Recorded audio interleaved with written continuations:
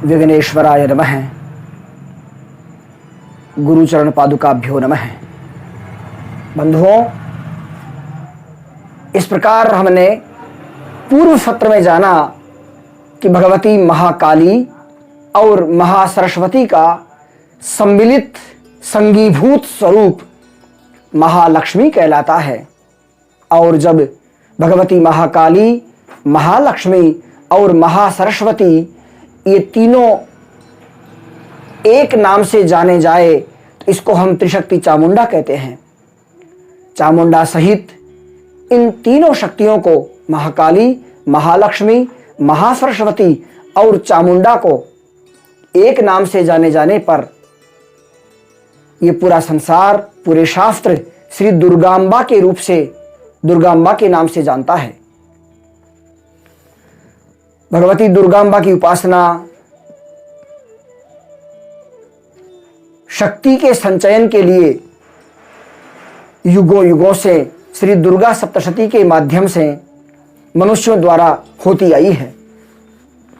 वर्ष भर में नियमित रूप से जब कोई व्यक्ति व्यस्तताओं के मध्य शक्ति उपासना में नियमितता ना रख सके, तब हमारे ऋषियों ने व्यवस्था दी कि वर्ष भर में 4 बार नवरात्र व्रत करके वह शक्ति संचय कर सकता है, शक्ति संपन्न बन सकता है, भगवती की प्रसन्नता प्राप्त कर सकता है।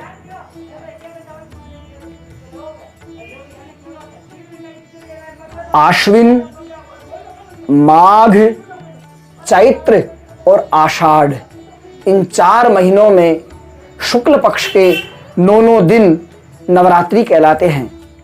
परंतु बृहत् पुरस्चर्यार्णव नामक ग्रंथ के दुर्गोत्सव नामक चतुर्थ खंड के पृष्ठ संख्या 14 पर यह वर्णन आया है। नवरात्रि केवल महीनों के 9 दिन मात्र नहीं है, वो भगवती की वर्ष भर में किए जाने वाले कृत्यों की एक सूची है। जैसे हम मनुष्यों का रात और दिन 24 घंटे का होता है, हमारे ऊपर वाली जो श्रेणी है पितृयोनि, उनका रात और दिन हमारे 1 महीने के बराबर होता है। ठीक वैसे ही हमारे देवताओं का रात और दिन हमारे 1 वर्ष के बराबर होता है। इसीलिए हमारे 1 वर्ष में उत्तरायण और दक्षिणायन नामक 2 अयन होते हैं।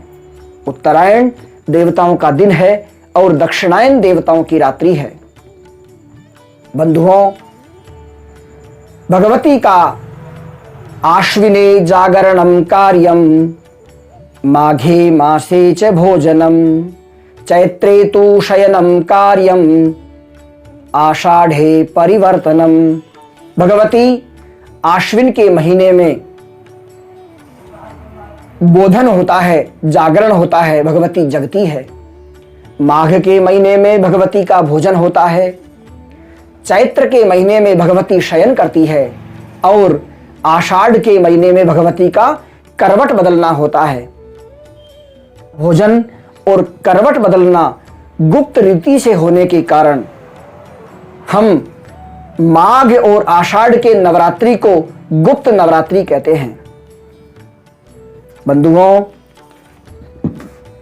आश्विन मास के बोधन नवरात्रि को शरदर्चा भी कहते हैं। वो शरद ऋतु में आने के कारण शरदर्चा कहलाती है।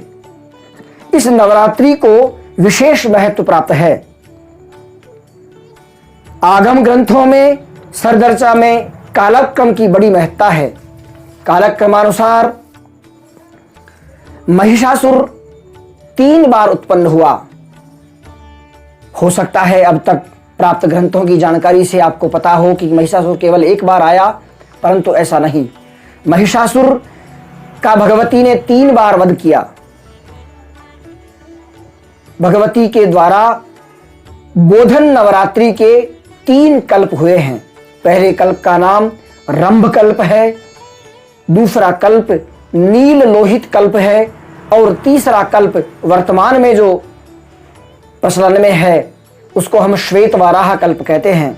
विद्वज्जन संकल्प में श्वेत वाराह कल्प बोलते हैं।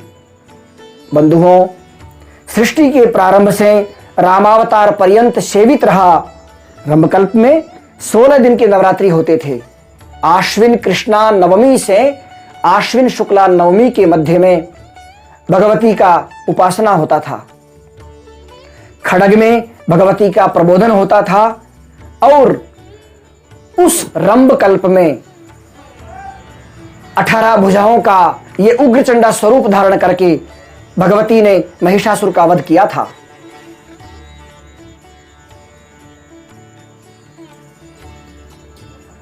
इसलिए वो देवी उग्रचंडा भी कहलाती है। उस समय में भगवती उग्रचंडा के कल्प में नव दुर्गाएं पूजी जाती थी। उनके नाम थे रुद्रचंडा, प्रचंडा, चंडोग्रा, चंडनायिका, चंडा, चंडवती, चंडरूपा, चंडिका और महोग्र चंडिका। शास्त्र में वर्णन आया है, रुद्रचंडा प्रचंडा च चंडोग्रा चंडनायिका चंडा चंडवती चैव चंडरूपाति चंडिका महोग्र चंडिका चेति नवै दुर्गाः प्रकीर्तिताः।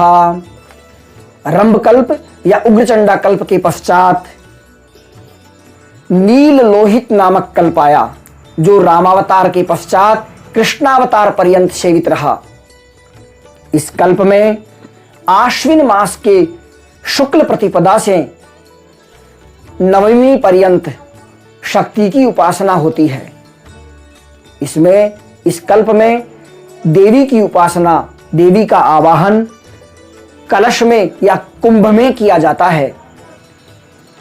इस द्वितीय कल्प में भगवती ने 16 भुजाओं वाले भद्रकाली का स्वरूप धारण करके महिषासुर का वध किया था।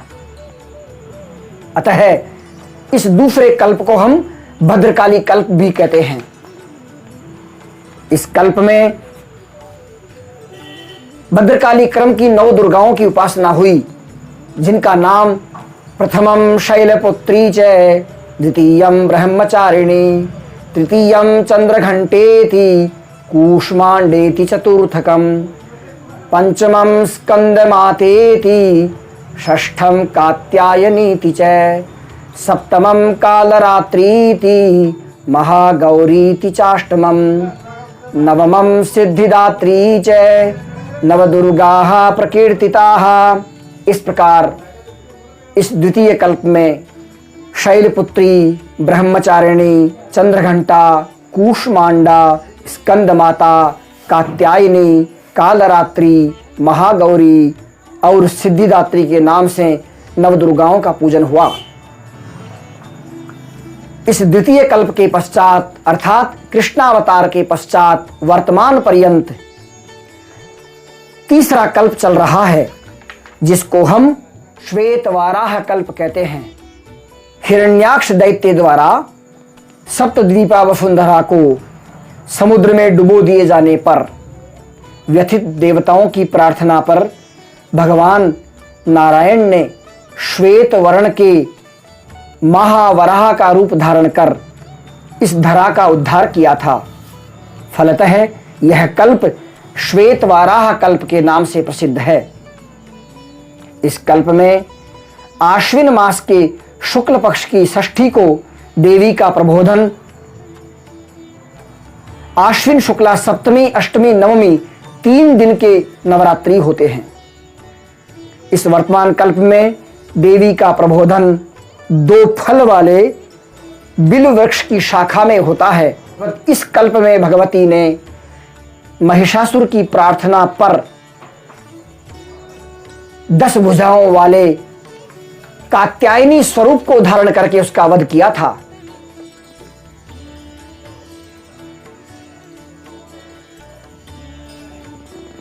यह वर्तमान कल्प जो श्वेत वाराह कल्प के नाम से जाना जाता है, इसको हम कात्यायनी कल्प भी कहते हैं। कात्यायनी कल्प में नवदुर्गाओं की उपासना वन दुर्गा, शूलिनी दुर्गा, जातवेदा दुर्गा, शांति दुर्गा, शबरी दुर्गा, ज्वाला दुर्गा, लवणा दुर्गा, आसुरी दुर्गा और दीप दुर्गा इन नामों से करते हैं।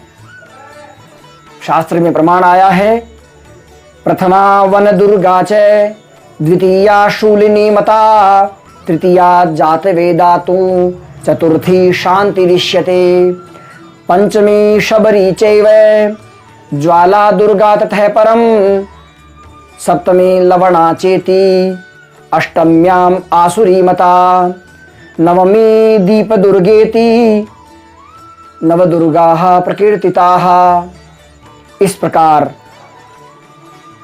बंधुओं, दुर्गा तो केवल 9 ही प्रकार की होती है, परंतु कल्प भेद से उनके अलग अलग नाम हैं, इसलिए हमें अनेक नाम प्राप्त होते हैं। भगवती का किसी भी स्वरूप का हम ध्यान करके जीवन में तेजस संपन्न निर्विघ्न बन सकते हैं। धन्यवाद।